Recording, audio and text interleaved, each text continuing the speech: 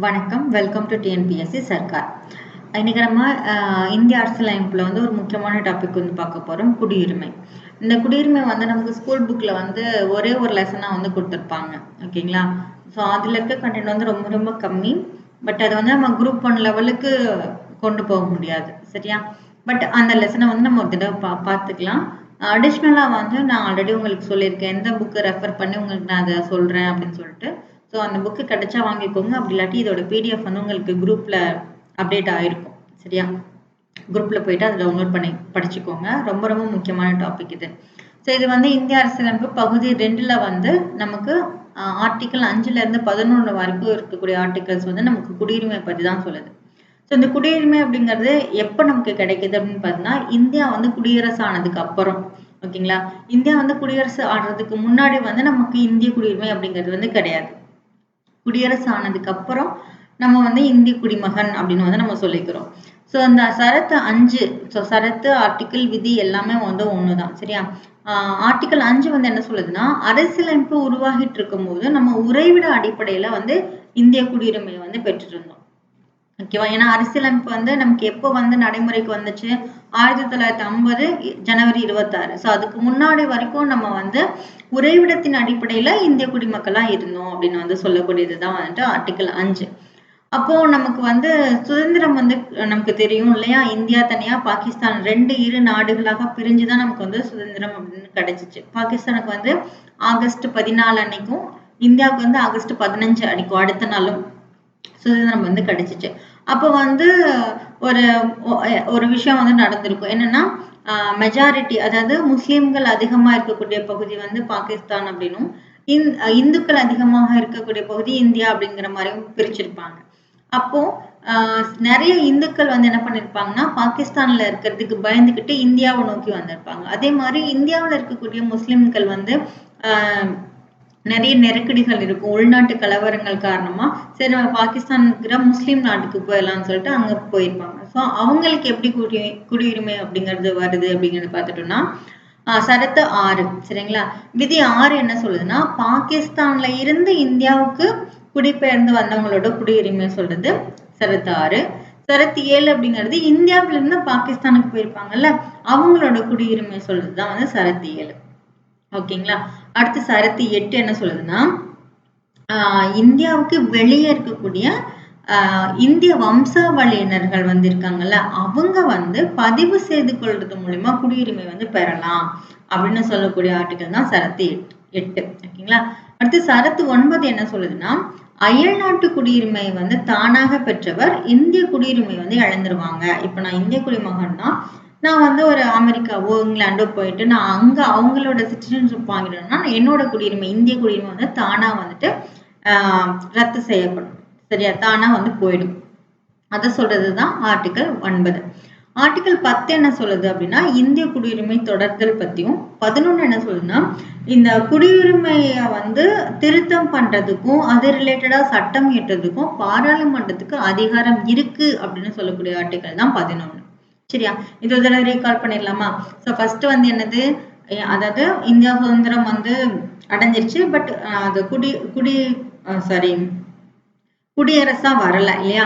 அதுக்கு முன்னாடி வரைக்கும் நம்ம வந்து உறைவிடத்தின் அடிப்படையில இந்திய குடிமக்களா இருக்கோம் அப்படிங்கிறது தான் வந்து ஆர்டிகல் 5.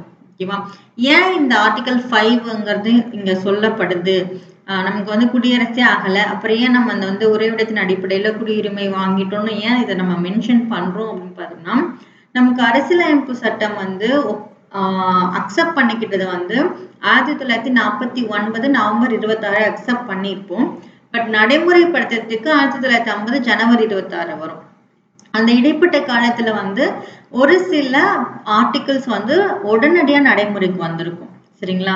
ஸோ எல்லா ஆர்டிக்கலுமே வந்து ஜனவரி 26 1950 தான் நடைமுறைக்கு வந்துச்சு அப்படின்னு கேட்டா கிடையாது. ஸோ தேர்தலா இருக்கட்டும், இந்த குடியுரிமையா இருக்கட்டும், இதெல்லாம் வந்து உடனடியா நடைமுறைக்கு வந்த சில ஆர்டிகல்ஸ், சில பகுதிகள். மொத்தம் 25 பகுதிகள் இருக்கு இப்போ. ஸோ ஆரம்ப காலத்துல 22 பகுதிகள் இருந்துச்சு. அதுல உடனடியா நடைமுறைக்கு வந்த பகுதி 2. அதனாலதான் வந்து நம்ம நடைமுறைக்கு வர்றதுக்கு முன்னாடியே உறைவிடத்தின் அடிப்படையில இந்திய குடிமக்களா இருக்கும் அப்படிங்கிற சரத்தை வந்து ஃபர்ஸ்ட் வச்சிருக்காங்க. ஓகேங்களா? அதை வந்து நம்ம புரிஞ்சுக்கணும். அடுத்து வந்து பாகிஸ்தான்ல இருந்து இந்தியாவுக்கு வந்தவங்களை பத்தி சொல்லுது சரத்து 6. அடுத்து இந்தியாவில இருந்து பாகிஸ்தானுக்கு போறவங்களை பத்தி சொல்லக்கூடியது சரத்து 7. அடுத்து நான் வெளிநாட்டுல இருக்கேன், வெளிநாட்டுல இருக்கக்கூடிய இந்திய வம்சாவளியினரா இருக்கேன். ஸோ நான் வந்து பதிவு செஞ்சுக்கிறது மூலியமா இந்திய குடியுரிமை பெறலாம் அப்படின்னு சொல்றது வந்து சரத்து 8. 9 என்ன சொல்லுது, நான் வெளிநாட்டுல இருக்கேன், பட் வெளிநாட்டிலேயே குடியுரிமை நான் வாங்கிட்டேன் அப்படின்னா இந்தியாவில் இருக்கக்கூடிய என்னோட குடியுரிமை வந்து கேன்சல் ஆயிடும் அப்படின்னு சொல்றது சரத்து 9. சரத்து 10 வந்து இந்திய குடிமகனாவே நான் தொடர்ந்து இருந்துக்கிறேன் அப்படின்னு சொல்றது சரத்து 10. ஸோ குடியுரிமை சம்பந்தமா சட்டம் இயற்றதுக்கு பாராளுமன்றத்துக்கு மட்டும்தான் அதிகாரம் இருக்கு அப்படின்னு சொல்றது வந்து சரத்து 11. ஸோ இதை நீங்க 5ல இருந்து 11 வரைக்கும் நல்லா ஞாபகம் வச்சுக்கோங்க. ஓகேங்களா? அடுத்து இதெல்லாம் நம்ம ஸ்கூல் புக்ல இருக்கும். இந்த சிட்டிசன் அப்படிங்கிற குடிமகன் அப்படிங்கிற சொல் வந்து சிவிஸ் அப்படிங்கிற லத்தீன் மொழி சொல்ல இருந்து தான் நமக்கு வந்திருக்கும். இதோட பொருள் என்ன அப்படின்னா நகர்ப்புறத்துல நகர நாடுகள்ல வசிக்கக்கூடியவர் அப்படிங்கிறது தான் இதோட பொருள். சரியா? நாடுகளின் உறுப்பினர். ஓகேங்களா? நாடுகளின் உறுப்பினர் அப்படிங்கிறது தான் இதோட பொருள். இந்த ஒரு நாட்டோட குடிமகன் அப்படின்னு எடுத்துக்கிட்டோம்னா அவங்களுக்கு வந்து குடிமைகள் அதிகாரமும் இருக்கு, அரசியல் உரிமைகளும் வந்துட்டு இருக்கு.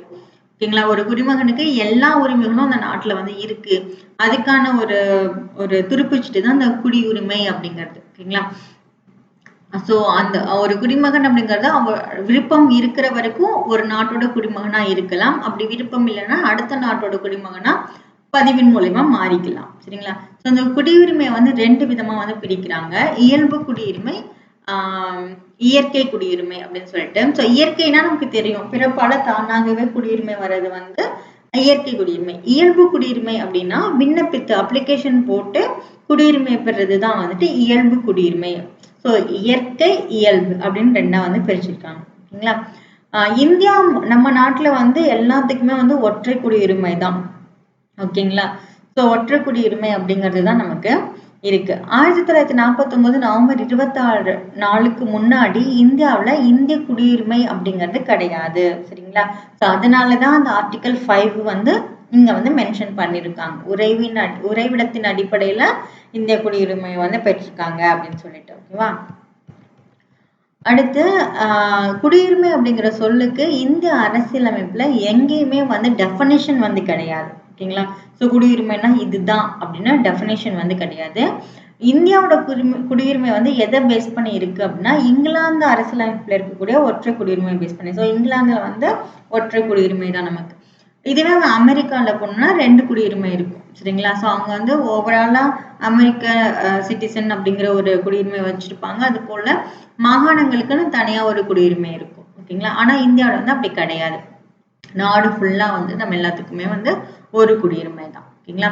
ஸோ குடியுரிமையை வந்து எப்படி பெற முடியும், எப்படி வந்து குடியுரிமையை வந்து இழக்க முடியும் அப்படிங்கிறதுக்கான வழிமுறைகள் வந்து சொல்லப்பட்டிருக்கு. ஸோ நம்ம அது தெளிவா வந்து பார்க்கலாம். ஸோ நம்ம சரத்து 5 வந்து ஆல்ரெடி பார்த்துட்டோம். என்ன? அதாவது ஒரு குடியுரிமை, அதாவது தற்காலிகமா உறைவிடம் அடிப்படையில வந்து குடியுரிமை வந்து பெற தகுதியுடையவர்கள் அப்படின்னு சொல்லக்கூடியதுதான் அந்த ஆர்டிகல் 5. ஓகேங்களா? சோ இது என்ன சொல்லுது அப்படின்னா அந்த குடியுரிமை பெறும் நபரோட தகுதிகள் என்ன அப்படின்னு சொல்றாங்க பாருங்க. இந்தியாவில பிறந்தவங்களா இருக்கணும், அவருடைய பெற்றோர்ல யாராவது ஒருத்தர், ஒண்ணு அப்பாவா இருக்கலாம் இல்ல அம்மாவா இருக்கலாம், அவங்க வந்து இந்தியாவில பிறந்தவங்களா இருக்கணும். இந்திய அரசியலமைப்பு தொடங்கும் முன்னர், சரிங்களா, இந்திய அரசியலமைப்பு தொடங்குறதுக்கு முன்னாடி அவர் இந்தியாவில 5 ஆண்டுகள் குறையாமல் இருந்திருக்கணும். அப்படி இருந்தாங்க அப்படின்னா அவங்க வந்து இந்திய குடிமகனாக கருதப்படுறாங்க அப்படின்னு ஆர்டிகல் 5 வந்து விளக்கம் நமக்கு தருது. ஓகேவா? ஆர்டிகல் 6 நம்ம ஏற்கனவே சொன்ன மாதிரி பாகிஸ்தான்ல இருந்து இந்தியாவுக்கு வந்தவங்க. ஓகேவா? சோ அப்படி பாகிஸ்தான்ல இருந்து இந்தியாவுக்கு வர்றாங்க அப்படின்னா அவங்களுக்கு என்ன கண்டிஷன், சரியா, அதை பார்க்கலாம். இப்போ அவங்களோட அப்பா அம்மா, ஓகேங்களா, அவர்களோட அப்பா அம்மா அல்லது அவர்களின் பெற்றோர்களின் பெற்றோர்கள். ஓகேவா? இப்ப நான் இருக்கேன், நான் வந்து எனக்கு குடியுரிமை வேணும், இந்திய குடியுரிமை வேணும் அப்படின்னா ஃபர்ஸ்ட் வந்து என்னோட அப்பா அம்மா வந்து இருக்காங்களா அப்படின்னு பாக்குறாங்க. இல்லாட்டி என்னோட தாத்தா பாட்டி இருக்காங்களா அப்படின்னு சொல்லிட்டு பாக்குறாங்க. அவங்க வந்து இந்திய அரசு சட்டம்னு ஒண்ணு வந்துச்சா 1935ல கவர்மெண்ட் ஆஃப் இந்தியா ஆக்ட்னு சொல்லிட்டு வந்துச்சா, அந்த சட்டத்தின்படி இந்தியாவில பிறந்திருக்காங்களான்னு பாக்குறாங்க. புரியுதுங்களா? அதாவது அப்போ 1935ல நமக்கு இந்திய அரசு சட்டம் வரும்போது இந்தியா பாகிஸ்தான் அப்படிங்கிறது வந்து பிரிக்கப்படாத ஒரு நாடு. ஓகேவா? இந்த 2 நாடுமே பிரிக்கப்படல. அப்ப வந்து பிரிக்கப்படல. அப்ப அவங்க என்ன செக் பண்றாங்க அப்படின்னா, இப்ப பாகிஸ்தான்ல இருந்து நான் இந்தியாவுக்கு வந்து குடியுரிமை வாங்குறேன் அப்படின்னா, அப்போ முன்னாடி பிரிக்கப்படாத இந்தியா இருந்துச்சு இல்லையா? அந்த பிரிக்கப்படாத இந்தியாவுல என்னோட அப்பா அம்மாவோ இல்ல என்னோட தாத்தா பாட்டியோ இருந்திருக்காங்களா, பிறந்திருக்காங்களா அப்படின்னு சொல்லிட்டு பாக்குறாங்க. சரிங்களா? அந்த மாதிரி இருக்காங்க அப்படின்னா, அடுத்து அவர்கள் 19/7 அதாவது ஜூலை 19 1948 தேதிக்கு முன்னாடி குடிபெயர்ந்து இந்தியா வந்தவர்களாக இருந்தாங்க அப்படின்னா, அவர்கள் வந்த தேதி முதல் இந்தியாவில் குடியிருப்பவர்களாக இருத்தல் வேண்டும் அப்படின்னு சொல்றாங்க. இப்ப நமக்கு எப்ப சுதந்திரம் கிடைச்சிச்சு? 47ல கிடைச்சிச்சு இல்லையா? ஸோ இதுக்கு அடுத்த வருஷம் கால்குலேட் பண்றாங்க. ஸோ 48க்கு முன்னாடி ஓகேங்களா? 48க்கு முன்னாடி பாகிஸ்தான்ல இருந்து இந்தியாவுக்கு வந்து அந்த வந்த நாள்ல இருந்து இப்போ வரைக்கும் வந்து இந்தியாவுல இருக்காங்களா? அப்படி இருந்தா உங்களுக்கு இந்திய குடியுரிமை கொடுக்கலாம் அப்படின்னு சொல்றாங்க. அதுக்கடுத்து பாருங்க, இப்போ 19 ஜூலை ஓகேங்களா? ஜூலை 48 தேதிக்கு பின்னாடி அதுக்கப்புறம் குடிபெயர்ந்து இந்தியா வந்தவர்களாக இருந்தாங்க அப்படின்னா, அவர்கள் இந்திய குடிமக்கள் ஆவதற்கு பதிவை அதற்கென இந்திய அரசால் நியமிக்கப்பட்ட அலுவலரிடம் செய்து கொள்ள வேண்டும். இப்ப 48க்கு முன்னாடியே நான் வந்து இந்தியாவுக்கு வந்துட்டேன்ப்பா. அப்ப நான் பதிவு பண்ணணும்னு அவசியம் கிடையாது. ஓகேவா? ஆனா அந்த 19/7/48க்கு அப்புறம் நான் பாகிஸ்தான்ல இருந்து இந்தியாவுக்கு வரேன் அப்படின்னா நான் என்ன பண்ணணும்? நான் இந்திய குடிமகனா இருக்கணும். நான் இத்தனை வருஷம் வந்து இந்தியாவுல இருக்கேன். இப்போ வந்து இந்த தேதியில நான் வந்து பாகிஸ்தான்ல இருந்து வந்தேன். இத்தனை வருடங்களா நான் வந்து இந்தியாவுல வந்து வாழ்ந்துட்டு இருக்கேன். அப்படின்னு அவங்க வந்து பதிவு பண்ணணும். அப்படி பதிவு பண்ணாங்க அப்படின்னா அவங்களுக்கு இந்திய குடியுரிமை அப்படிங்கிறது கொடுக்குறாங்க. அதுக்கு குறைஞ்சபட்சம் எவ்வளவு காலம் இருக்கணும்னு சொல்றாங்க பாருங்க. குறைந்தபட்சம் 6 மாத காலமாவது அவங்க இந்தியாவுல தங்கியிருக்கணும்னு சொல்றாங்க. ஓகேவா? சோ சரத்து 6 என்ன சொல்லுது? பாகிஸ்தான்ல இருந்து இந்தியாவுக்கு வந்த குடிமக்களை பத்தி சொல்லுது. குடியுரிமை பெறவங்களை பத்தி சொல்லுது. அதுக்கு ஒரு 3 கண்டிஷன் சொல்லுது. என்ன சொல்லுது? ஃபர்ஸ்ட் பிரிக்கப்படாத இந்தியாவா இருந்துச்சா? 1935 கவர்மெண்ட் ஆஃப் இந்தியா ஆக்ட் வந்துச்சா? அப்போ வந்து உன்னோட அப்பா அம்மாவோ இல்ல உன்னோட தாத்தா பாட்டியோ இந்திய குடிமக்களா இருந்திருக்கணும். அடுத்து 19/7/1948க்கு முன்னாடியே நீ வந்து இந்தியாவுக்கு வந்துட்ட. ஓகேவா? ஸோ 47ல இந்தியா வந்து பிரிஞ்சு இந்தியா பாகிஸ்தான் அப்படின்னு சொல்லிட்டு 2 நாடா பிரிஞ்சிச்சு. ஆனா நீ என்ன பண்ணிட்ட? அந்த ஒரு வருஷத்துக்குள்ள அந்த ஒரு 1 இயர் கேப்ல நீ வந்துட்டு பாகிஸ்தான்ல இருந்து இந்தியாவுக்கு வந்துட்ட அப்படின்னா நீ இந்திய குடிமகனா கருதப்படுவ. நீ அப்ளிகேஷன் வந்து போடணும்னு அவசியம் கிடையாது. ஆனா 1948 ஜூலை 19க்கு அப்புறம் நீ வந்து இந்தியாவுக்கு வர அப்படின்னா நீ வந்து அப்ளிகேஷன் போடணும். அட்லீஸ்ட் நீ ஒரு 6 மாசமாவது நீ இந்தியாவுல இருந்த அப்படின்னா நீ அப்ளிகேஷன் போட்டு இந்திய குடிமக்களா தொடரலாம் அப்படின்னு வந்து சரத்து 6 வந்து சொல்லுது. ஓகேவா? அடுத்து வந்து சரத்து 7 என்ன சொல்லுது அப்படின்னா, இந்தியாவுல இருந்து பாகிஸ்தானுக்கு போனவங்களை பத்தி சொல்லக்கூடியதுதான் வந்துட்டு சரத்து 7.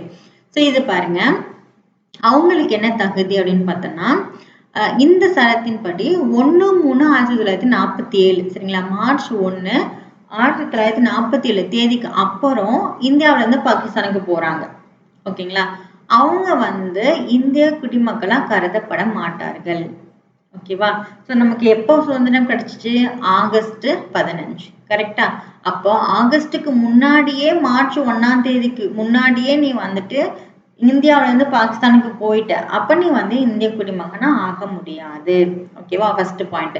செகண்ட் வந்து பாகிஸ்தான் போயிட்டாங்க. ஓகேங்களா? மறு குடியமர்வுக்காக அல்லது நிலையாக திரும்பி விடுவதற்காக வழங்கப்பட்ட ஒரு அனுமதி சீட்டின் கீழ் ஓகேங்களா? நான் பாகிஸ்தான் போயிட்டேன். பட் என்னோட ப்ராப்பர்ட்டிஸ் எல்லாமே இந்தியாவுல இருக்கு. நான் அதை விட்டுட்டு தான் நான் வந்து பாகிஸ்தான் போயிருக்கேன். ஆனா நான் எப்ப வேணாலும் மனசு மாதிரி திரும்பி வந்துடலாம். ஓகேவா? சோ அதுக்காக ஒரு அனுமதி சீட்டு என்கிட்ட இருக்கு. அந்த அனுமதி சீட்டின் கீழ் இந்தியாவுக்கு திரும்பி வந்திருந்தாங்க அப்படின்னா இங்க பாருங்க 19/7/1948 நம்ம மேல பார்த்தோமா? ஓகேவா? அதே டேட் அந்த 19/7/1948 தேதிக்கு பின்னாடி பாகிஸ்தான்ல இருந்து இந்தியாவுக்கு குடிபெயர்ந்தவங்களாகவும் அவங்க வந்து ஒரு 6 மாத காலம் இந்தியாவில் தங்கிய பின் பதிவு செய்து கொண்டிருந்தாலும் அவங்க இந்திய குடிமக்களாக கருதப்படுவாங்க. ஓகேவா? சோ ஃபர்ஸ்ட் கண்டிஷன் என்ன சொல்லுது? இந்திய பிரிவினை நடந்துச்சு.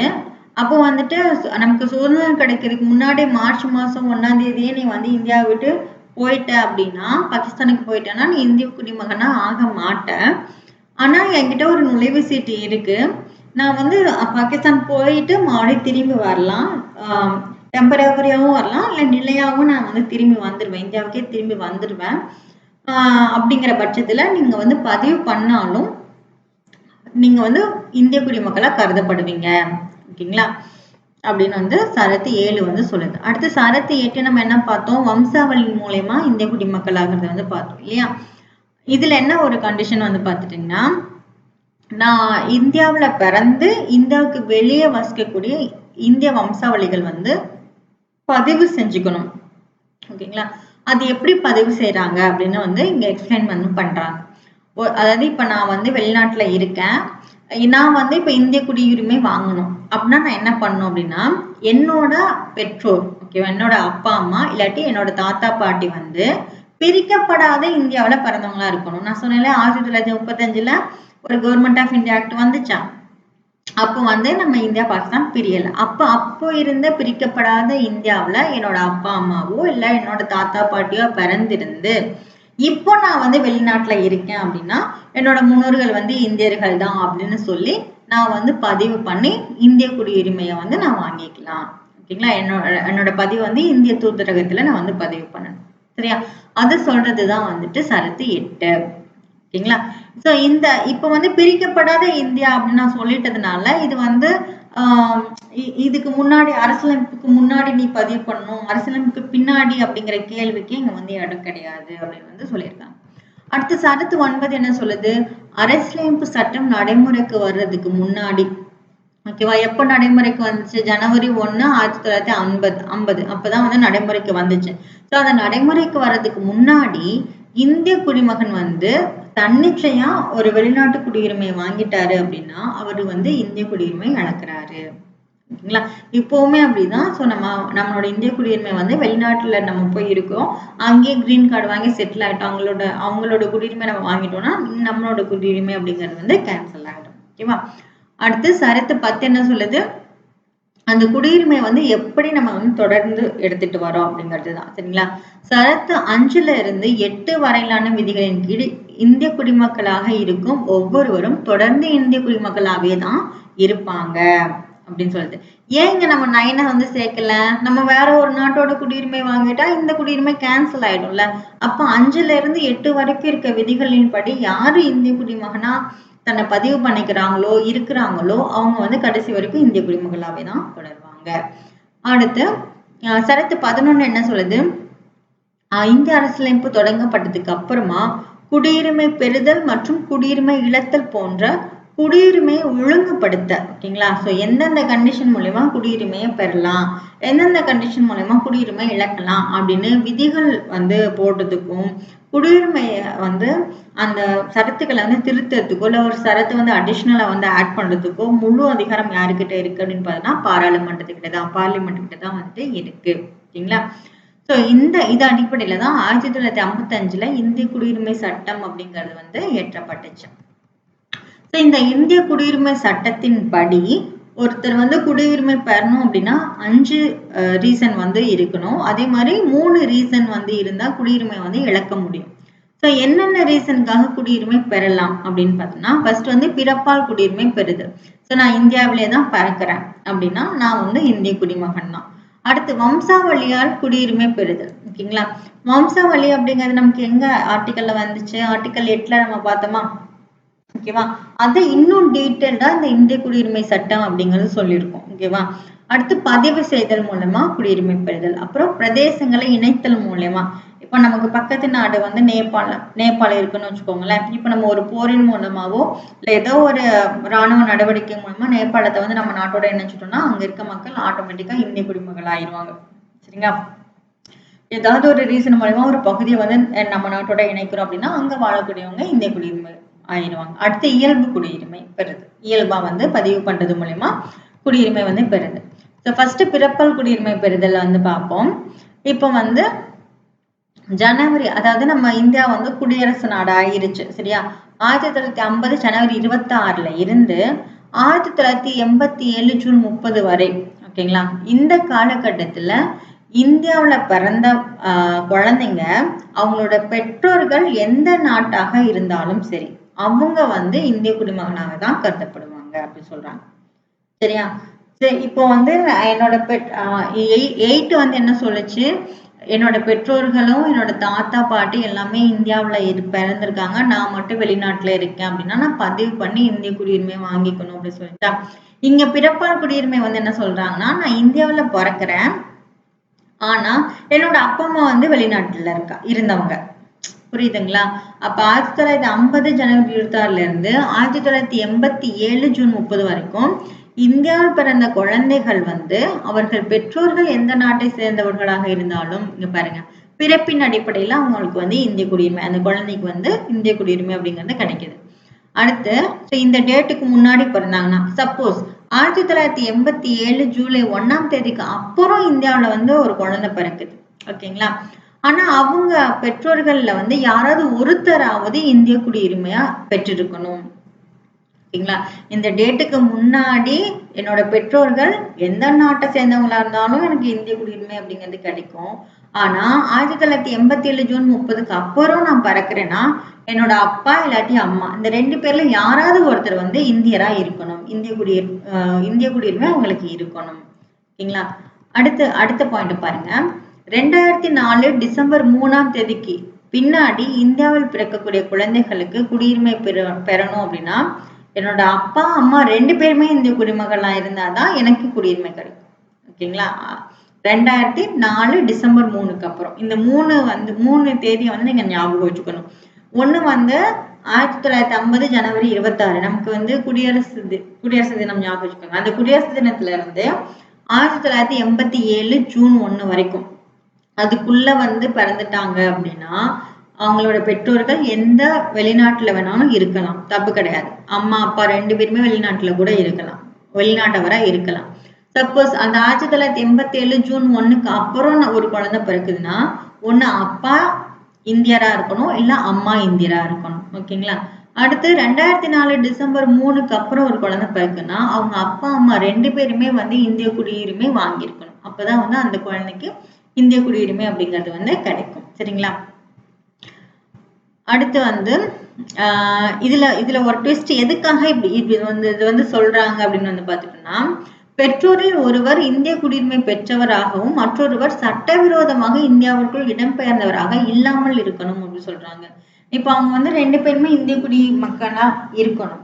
அப்படி இல்லைங்கிற பட்சத்துல அவங்க வந்து சட்டவிரோதமா குடிபெயர்ந்து வந்திருக்க கூடாது இந்தியாவுக்கு. அந்த மாதிரி சட்டவிரோதமா வந்தாங்கன்னா அவங்களுக்கு அந்த குடியுரிமை அப்படிங்கிறது கிடைக்காது. ஓகேங்களா? அடுத்து வம்சாவளி மூலமா குடியுரிமை பெறுதல். சோ இந்த வம்சாவளியில ஒரு ட்விஸ்ட் வந்து இங்க வச்சிருப்பாங்க, நான் சொல்றேன். இப்போ வந்து 26 அந்த குடியரசு நாள், ஓகேவா, 26/1/1950. பட் இங்க வந்து 92 வரைக்கும் எடுத்திருப்பாங்க. ஓகேங்களா? அங்க வந்து 87 நான் சொன்னேன்னா, இங்க வந்து பிறப்பால் குடியுரிமைக்கு வந்து 87 ஜூன் 1. ஓகேங்களா? இங்க பாருங்க, டிசம்பர் 10 1992. இந்த காலகட்டத்துல, இதுக்கு இடைப்பட்ட காலகட்டத்துல ஒரு குழந்தை வந்து வெளிநாட்டுல பிறந்தா கூட அவங்களோட அப்பா அம்மா, அவங்களோட தந்தை, சாரி அம்மா கிடையாது, அவங்களோட தந்தை, ஓகேவா, அந்த குழந்தையோட தந்தை வந்து இந்திய குடிமகன் அப்படின்னா அந்த குழந்தைக்கு வம்சாவளி மூலமா இந்திய குடியுரிமை கிடைக்கும். புரிஞ்சுதுங்களா? சோ எனக்கு வந்து ஒரே ஒரு நிமிஷம். இப்போ ஒரு குழந்தை வந்து வெளிநாட்டுல பிறக்குது. இதுக்கு முன்னாடி நம்ம என்ன பார்த்தோம், ஒரு குழந்தை இந்தியாவுல பிறக்குது, ஆனா அவங்க பெற்றோர்கள் எல்லாமே வெளிநாட்டவரா இருந்தா என்ன பண்றதுன்னு பார்த்தோம். அடுத்து இங்க என்ன சொல்றாங்க, வம்சாவளி மூலியமா என்ன சொல்றாங்க அப்படின்னா, ஒரு குழந்தை வெளிநாட்டுல பிறக்குது, ஆனா அவங்களோட அப்பா வந்து கண்டிப்பா வந்து இந்திய குடிமகனா இருந்தாரு அப்படின்னா அந்த குழந்தைக்கு இந்திய குடியுரிமை அப்படிங்கிறது கிடைக்குது. ஓகேவா? அடுத்து பாருங்க, டிசம்பர் 10 1992க்கு அதுக்கப்புறம் வந்து ஒரு குழந்தை வந்து வெளிநாட்டுல பிறக்குது அப்படின்னா அவங்க பெற்றோர்களில் எவரேனும் ஒருவர் இந்திய குடிமகனா இருக்கணும். முதல்ல சொன்னாங்க அப்பா மட்டும் குடிமகனா இருக்கணும். ஸோ அவங்க அப்பா கம்பல்சரி வந்து இந்திய குடிமகனா இருக்கணும் அப்படின்னு சொல்லியிருப்பாங்க. அடுத்து வந்து அவங்க பெற்றோர்கள்ல யாராவது ஒருத்தர் வந்து இந்திய குடிமகனா இருக்கணும் அப்படின்னு சொல்லியிருப்பாங்க. ஓகேங்களா? அடுத்து டிசம்பர் 3 2024 முதல் வெளிநாட்டில் பிறந்த குழந்தையின் பிறப்பினை 1 வருடத்துக்குள்ள ஓகேவா? 1 இயர்க்குள்ள இந்திய தூதரகத்தில் பதிவு செய்யணும். அப்படி செய்யல அப்படின்னா அது வந்து வம்சாவளி குடியுரிமையை பெற முடியாது. ஸோ அவங்க கண்டிப்பா வந்து ரெஜிஸ்டர் பண்ணியிருக்கணும். ஓகேங்களா? அடுத்து பதிவு செய்தல் மூலியமா குடியுரிமை பெறுது. ஸோ எப்படி வந்து பதிவு செய்தல் மூலியமா குடியுரிமை பெறுது அப்படின்னு வந்து பாருங்க. இப்போ இந்திய வம்சாவளியை சேர்ந்த ஒரு நபர் எந்த நாட்டில் வசித்தாலும் அல்லது பிரிக்கப்படாத இந்தியாவிற்கு வெளிப்பகுதியில் வசிப்பவராக இருந்தாலும் பதிவு செய்தல் மூலமா குடியுரிமை வந்து பெறலாம். பதிவு செய்ய விண்ணப்பிக்கிறதுக்கு முன்னாடி இந்திய வம்சாவளியை சேர்ந்த நபர் 7 வருடங்கள், ஓகேங்களா? இப்போ நான் பதிவு பண்றேன் அப்படின்னா நான் வந்து ஒரு இந்திய வம்சாவளி, நான் வந்து எனக்கு இந்திய குடியுரிமை வேணும். அப்ப நான் அப்ளை பண்றதுக்கு முன்னாடி நான் இந்தியாவில இருந்து 7 வருஷம் தங்கி இருக்கணும். ஓகேங்களா? இல்லாட்டி இந்திய குடிமகனை திருமணம் செஞ்சிருக்கிறேன். நான் வந்து ஒரு ஃபாரினர், நான் வந்து இந்தியாவில இருக்க ஒரு நபரை வந்து கல்யாணம் பண்ணிட்டு வந்துடுறேன். ஓகேங்களா? அப்போ வந்து நான் 7 வருஷம் இருந்து அதுக்கப்புறம் நான் வந்து இந்திய குடியுரிமை வந்து அப்ளை பண்ணி வாங்கிக்கலாம். ஓகேவா? பதிவு செய்து கொண்ட இந்திய குடிமக்களில் 18 வயது நிரம்பாத சிறுவர் சிறுமியரும் இந்திய குடிமகனாக கருதப்படுவர். ஓகேங்களா? குடியுரிமை பதிவு செய்து கொண்ட நபர்களுக்கு 18 வயது நிரம்பிய மகன் அல்லது மகள் இருப்பின் அவர்களும் இந்திய குடியுரிமை பெற அவர்களின் பெற்றோர்களை பதிவு செய்து கொள்ளலாம் அப்படின்னு சொல்றாங்க.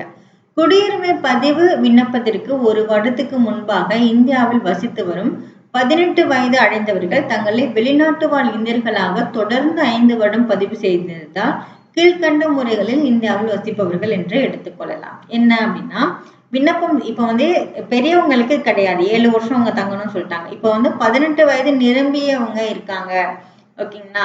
அவங்க வந்து இப்படி வந்து தொடர்ந்து 5 வருஷம் வெளிநாடு வாழ் இந்தியர்களாக தொடர்ந்து 5 வருஷம் இருக்காங்க அப்படின்னா அவங்களுக்கு என்ன ரூல்ஸ்ன்னு பார்த்துட்டீங்கன்னா, பதிவு செய்ய விண்ணப்பம் செய்வதற்கு முன்னாடி அட்லீஸ்ட் 1 வருஷம், ஓகேங்களா, 12 மாதங்கள் முழுவதும் இந்தியாவில் வந்து வசித்தவங்களா இருக்கணும். பதிவு செய்ய விண்ணப்பிக்கும் தேதிக்கு முன் இந்தியாவில் 8 வருடங்கள் அல்லது குறைந்தது 6 வருடங்களாவது வசிக்கணும். அது என்ன 12 மாதம் சொல்றாங்க, அப்புறம் 8 வருஷம் சொல்றாங்க அப்படின்னா, இப்ப நான் தொடர்ந்து 5 வருஷம் வெளிநாட்டுல தான் இருக்காங்க, வெளிநாடு வாழ் இந்தியரா இருக்காங்க. அவங்க அடிக்கடி இந்தியாவுக்கு வந்துட்டு போவாங்க இல்லையா? அந்த மாதிரி அடிக்கடி வந்துட்டு போறது வந்து குறைஞ்சது ஒரு 8ல இருந்து 6 வருடங்கள் வந்து தொடர்ந்து வந்துட்டு போயிட்டு இருக்கணும். பட் அட்லீஸ்ட் 12 மாசமாவது நிரந்தரமா இந்தியாவுல இருக்கணும், எங்கேயுமே வெளிநாட்டுக்கு போகாம தொடர்ந்து முழுவதும் 12 மாதங்கள் வந்து இந்தியாவுல இருக்கணும்னு சொல்றாங்க. ஓகேங்களா? அடுத்து பிரதேசங்களை இணைத்தல் மூலமா குடியுரிமை. எடுத்துக்காட்டாக பாருங்களேன், 1962ஆம் ஆண்டு பாண்டிச்சேரி வந்து இந்தியாவுல இணைஞ்சது. ஏன்னா பாண்டிச்சேரி அதுக்கு முன்னாடி பிரெஞ்சுக்காரங்க கிட்ட இருக்குமா, ஸோ இந்தியாவோட இணைஞ்ச போது இந்திய அரசு வந்து அந்த மக்களுக்கு இந்திய குடியுரிமை வந்து கொடுத்திருப்பாங்க. அடுத்து இயல்பு குடியுரிமை. இயல்பு குடியுரிமை அப்படின்னா ஸோ அதுக்கு தகுதிகள் பாருங்களேன். மற்ற நாட்டோட குடியுரிமை பெறாதவரா இருக்கும். ஸோ நீங்க வேற நாட்டோட குடியுரிமை இருந்துச்சு அப்படின்னா உங்களுக்கு வந்து இந்திய குடியுரிமை அப்படிங்கிறது வந்து கிடைக்காது. இது வந்து அப்ளை பண்ணி தான் வாங்கிக்கணும். இயல்பு குடியுரிமை அப்படிங்கிறது வந்து விண்ணப்பித்து பெறக்கூடிய ஒரு குடியுரிமை தான். ஸோ அந்த மாதிரி விண்ணப்பிக்கும் போது 12 மாதங்கள் இந்தியாவில் 12 மாதங்கள் இந்தியாவில், அதாவது 1 இயர் வந்து வசிச்சிருக்கணும். 1 வருடம் முழுவதும் இந்திய அரசு பணியில் பணியாற்றியவராக இருக்கணும். அல்லது 6 மாதம் இந்திய அரசுக்கும் 6 மாதம் பிற நாட்டு அரசுக்கும் பணியாற்றியவங்களா இருக்கும். எம்பசில எல்லாம் வேலை பார்க்குறாங்க இல்லையா? ஸோ அவங்க வந்து எப்படி அப்ளை பண்றதுங்கிறது தான் இங்க வந்து சொல்லியிருப்பாங்க. ஸோ இந்திய அரசியலமைப்பில் 8வது அட்டவணையில கொடுக்கப்பட்டுள்ள மொழிகள்ல ஏதாவது ஒரு மொழியில அவங்களுக்கு அந்த பேச எழுதக்கூடிய திறன் வந்து இருக்கணும். மொழி அறிவு அப்படிங்கிறது வந்து இந்திய மொழிகளை ஏதாவது ஒரு மொழி அறிவு அப்படிங்கிறது வந்து அவங்களுக்கு இருக்கணும். ஸோ இதெல்லாம் இருந்துச்சு அப்படின்னா அவங்களுக்கு வந்து இந்திய குடியுரிமை வந்து கிடைக்கும். ஸோ அந்த அன்னை தெரசா வந்து நம்ம நாட்டுல பிறந்தவங்க கிடையாது. ஸோ அவங்களுக்கு வந்து இயல்பு குடியுரிமை மூலமா தான் இந்திய அரசு குடியுரிமை அப்படிங்கிறது வந்து கிடைச்சிச்சு. அடுத்து குடியுரிமையை இழத்தல். ஸோ குடியுரிமை இழத்தல் அப்படிங்கிறது வந்து நமக்கு வந்து 3 வழியில இழக்கலாமா? ஸோ என்னென்ன அப்படின்னா, குடியுரிமையை தானா வந்து எனக்கு இந்திய குடிமகனா இருக்க விருப்பம் இல்லை அப்படின்னு தானா வந்து திறக்கிறது. இன்னொன்னு வந்து குடியுரிமையை முடிவுக்கு கொண்டு வருதல். இன்னொன்னு வந்து மறுத்தல் அல்லது கட்டாயமாக முடிவுக்கு கொண்டு வருது. இந்த 3 வழிகள் வந்து இருக்கு. ஓகேங்களா? ஸோ குடியுரிமையை துரத்தல் அப்படின்னா என்னன்னா, இந்திய குடியுரிமையை பெற்ற எவரும் தானாக முன் வந்து குடியுரிமையை வந்து எனக்கு வேண்டாம் அப்படின்னு சொல்லலாம். இந்திய குடியுரிமை திறப்பதற்கு உரிய அதிகாரியிடம் விண்ணப்பித்தால் அவரது குடியுரிமை முடிவுக்கு வரும். ஸோ நான் அப்ளிகேஷன் கூட எனக்கு வேண்டாம், கேன்சல் பண்ணி கொடுங்க அப்படின்னு வந்து சொல்லலாம். ஓகேங்களா. அடுத்து வந்து முடிவுக்கு வருதல் அப்படின்னா என்னன்னா, தன்னோட விருப்பத்தினாலோ அல்லது கட்டாயத்தின் பெயரிலோ மற்ற நாட்டின் குடியுரிமையை அவர் பெறும்போது நம்மளோட இந்திய குடியுரிமை அப்படிங்கிறது தானாவே வந்து முடிஞ்சிரும். ஓகேங்களா. இந்தியா வந்து போரில் ஈடுபடும் போது இந்த முறை நிறுத்தி வைக்கப்படும் அப்படின்னு சொல்றாங்க. இக்குடியுரிமை இழத்தல் சட்டத்தினால் குடியுரிமை முடிவுக்கு வருதலை குறிக்கும். அடுத்து மறுத்தல் அல்லது கட்டாயமாக முடிவுக்கு கொண்டு வருதல்னா என்னன்னு பார்ப்போம். இப்போ மத்திய அரசு வந்து சில காரணங்களா சொல்லியிருக்காங்க கட்டாயமா முடிவுக்கு கொண்டு வர்றது. என்ன அப்படின்னா, ஒரு நபர் வந்து போலியாக மோசடி செஞ்சு குடியுரிமை வாங்கியிருக்காங்கன்னு வச்சுக்கோங்களேன், அவங்களுக்கு வந்து கட்டாயமா வந்துட்டு அந்த குடியுரிமையை வந்து கேன்சல் பண்ணிடுவாங்க. அப்புறம் தவறான பிரதிநிதித்துவம் தந்தவர் அல்லது உண்மையை மறைத்தவர், போரின் போது எதிரி நாட்டிடம் வணிகமோ அல்லது தகவல் தொடர்பு கொண்டிருந்தாங்க அப்படின்னா தேச துரோகம் இல்லையா, ஸோ அவங்களோட குடியுரிமை வந்து பறிக்கப்படும். இயல்பான முறையில் குடியுரிமை பெற்ற ஒருவர் 5 ஆண்டுகளுக்குள் ஏதாவது ஒரு நாட்டில் 2 ஆண்டுகள் சிறை தண்டனை பெற்றுட்டாங்க அப்படின்னா அவங்களோட குடியுரிமை கேன்சல் ஆயிடும். இந்திய குடியுரிமை பெற்றவர் வெளிநாட்டில் தொடர்ச்சியா 7 ஆண்டுகள் வசிச்சாங்க அப்படின்னா அவரோட இந்திய குடியுரிமை அப்படிங்கிறது வந்து கட்டாயம் முடிவுக்கு வரும் அப்படின்னு வந்து சொல்றாங்க. அடுத்து முக்கியமான பாயிண்ட் வந்து பாருங்க. 2003ஆம் ஆண்டு குடியுரிமை சட்டத்தின்படி இந்த காமன்வெல்த், அதுக்கு முன்னாடி வந்து காமன்வெல்த் குடியுரிமை வந்து இருந்துச்சு. காமன்வெல்த் குடியுரிமை அப்படிங்கிறது வந்து நீக்கப்பட்டுச்சு அப்படின்னு சொல்றாங்க. ஸோ அது வந்து எப்போனா 2003ல. ஓகேங்களா. எத்தனை முறை திருத்தப்பட்டிருக்கு அப்படின்னு வந்து பார்த்துட்டோம்னா, ரீசெண்டா 2019ல வந்து திருத்திருப்பாங்க. ஓகேங்களா. நம்ம ஸ்கூல் புக்ல வந்து 8 முறை அப்படின்னு வந்து சொல்லியிருப்பாங்க. 2019 கால்குலேட் பண்ணியிருக்க மாட்டாங்க. ஸோ இந்த புக்ல வந்து அப்டேட் பண்ணியிருக்காங்க. ஸோ மொத்தமா 9 முறை வந்து இந்த குடியுரிமை சட்டம் அப்படிங்கிறது வந்து திருத்தப்பட்டிருக்கு. ஓகேங்களா. ஸோ இதில் இருக்கக்கூடிய பாயிண்ட்ஸ் எல்லாம் வந்துட்டு ரொம்ப ரொம்ப ரொம்ப இம்பார்ட்டன்ட். இது எல்லாமே நீங்க வந்து பார்த்துக்கோங்க. ஓகேவா. ஸோ 2019ல வந்து ரீசெண்டா திருத்தப்பட்ட டீட்டெயில்ஸ் வந்து இதுதான். 2019ல ஃபர்ஸ்ட் மக்களவையில வந்துட்டு அறிமுகப்படுத்தினாங்க. அடுத்து 2019 டிசம்பர் 9ல வந்து அறிமுகப்படுத்திருப்பாங்க. டிசம்பர் 11ல மாநிலங்களவையில அறிமுகப்படுத்திருப்பாங்க. டிசம்பர் 12லே வந்து குடியரசுத் தலைவர் வந்து ஒப்புதல் கொடுத்திருப்பார். ஓகேங்களா. ஸோ அடுத்து வந்து பாருங்க, ஜனவரி 10, 2019ல அந்த ரீசெண்டா அந்த குடியுரிமை திருத்த சட்டம் வந்து நடைமுறைக்கு கொண்டு வரப்பட்டுருச்சு. ஜனவரி 10, 2019 வச்சுக்கோங்க. ஸோ இதுல வந்து என்ன சொல்றாங்க அப்படின்னு பார்த்தோம்னா, அதாவது இந்துக்கள் வந்து மைனாரிட்டிஸா இருப்பாங்கல்ல சில நாடுகள்ல. இப்ப எப்படி நம்ம நாட்டுல வந்துட்டு முஸ்லிம், கிறிஸ்டின்ஸ், சீக்கியர்கள் இவங்கெல்லாம் வந்து மைனாரிட்டிஸா இருக்காங்க. ஏன்னா மேக்சிமம் வந்து ஹிந்துக்கள் தான் வந்து அதிகம் இந்தியாவை பொறுத்த வரைக்கும்.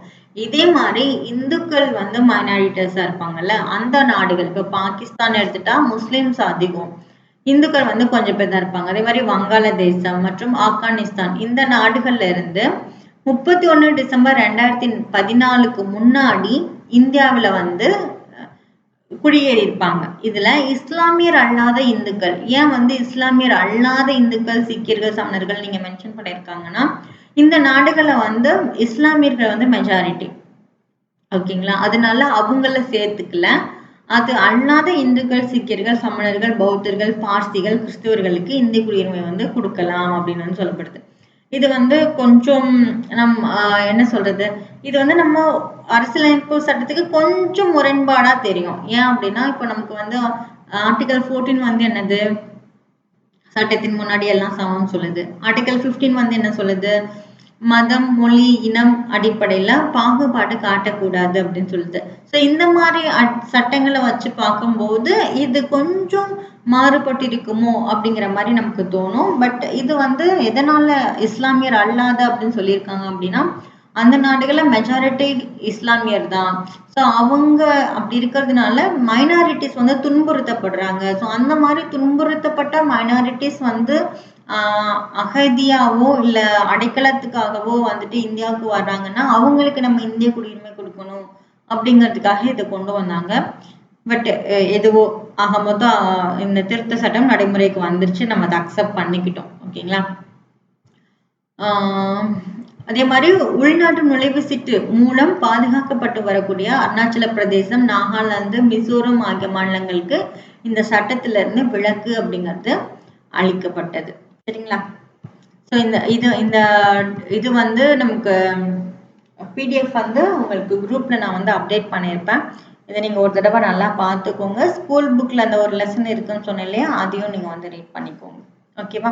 ஸோ நெக்ஸ்ட் வீடியோல பார்க்கலாம். தேங்க்யூ.